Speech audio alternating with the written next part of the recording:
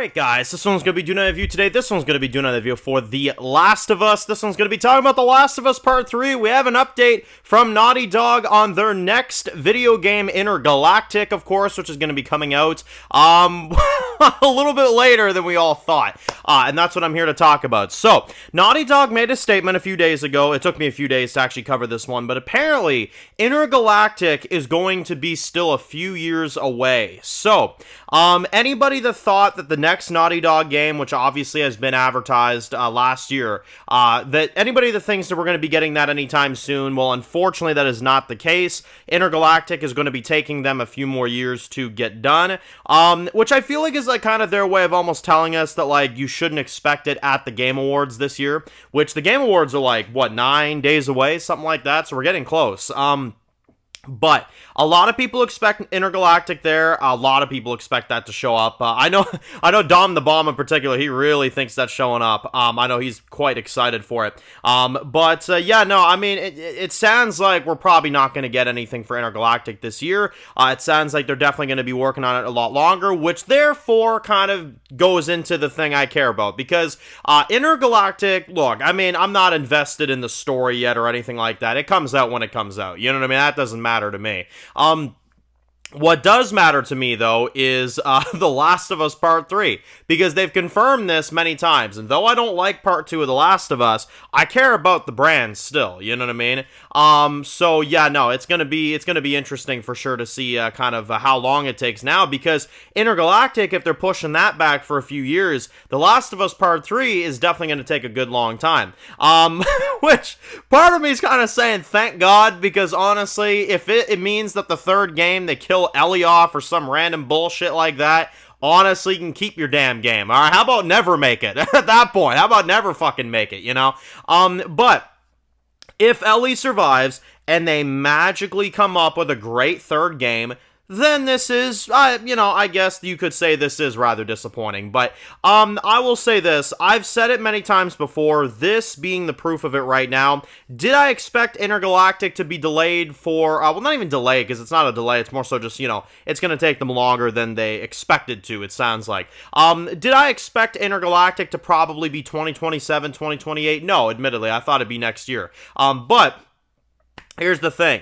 I've always predicted this. The Last of Us Part 3, if we get it, that is, I mean, you're looking at like mid-2030s. Like, this is going to be genuinely the GTA 6 of the apocalypse genre. Like, we are waiting a long time for Last of Us Part 3. Luckily, though, the good thing is like, this isn't a situation like The Wolf Among Us where they actually ended on kind of a cliffhanger for the next game.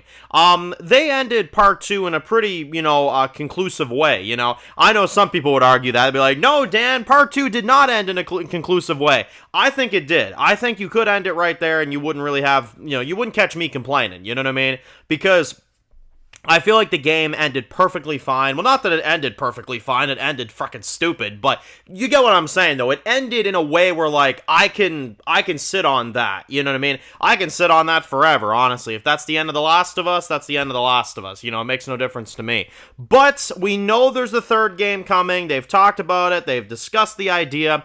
Now, though, it's definitely going to take us a good few more years before we hear anything about it, because it sounds like it's going to take Naughty Dog a good few more years. Now, I know the other thing I've heard about is that people are upset that companies like Naughty Dog are taking so long to release their games. Because it's been ever since, what was it, 2020 since we got The Last of Us Part 2?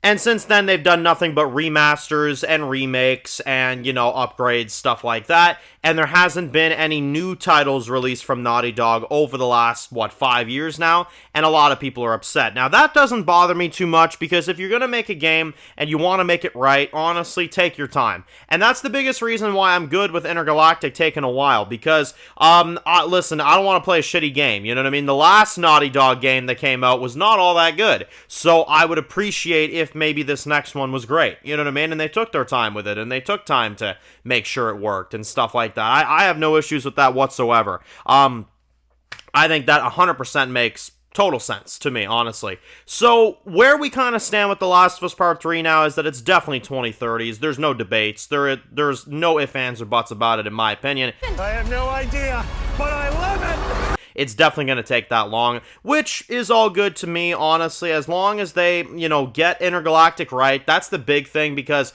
I'm not really interested in Intergalactic at the moment. I'm kind of just like, I'm just kind of here with it, you know what I mean? So I'm not invested, so it doesn't upset me that it's going to take longer for them to come out with it, you know what I mean? That doesn't make much of a difference to me. But I will say, Last of Us Part 3, I know there's going to be some people that are upset. Oh my god, we got to wait probably like 10 more years. Yeah, if we wait 10 more years, we wait 10 more years. It doesn't make a difference to me. I'm 21 now. If I'm 30 years old and that game comes out, would that be insane? Yeah.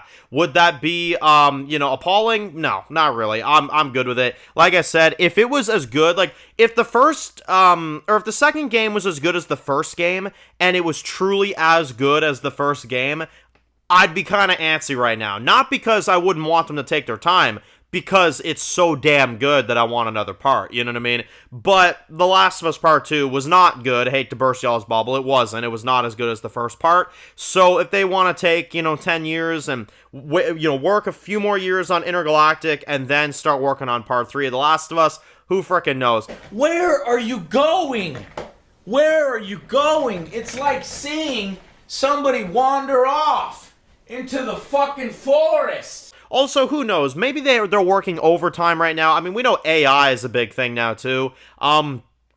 For all we know, they are working on the third Last of Us game right now. And I heard rumors that Ashley Johnson was doing voice lines for something. So who frickin' knows what's going on? You know what I mean?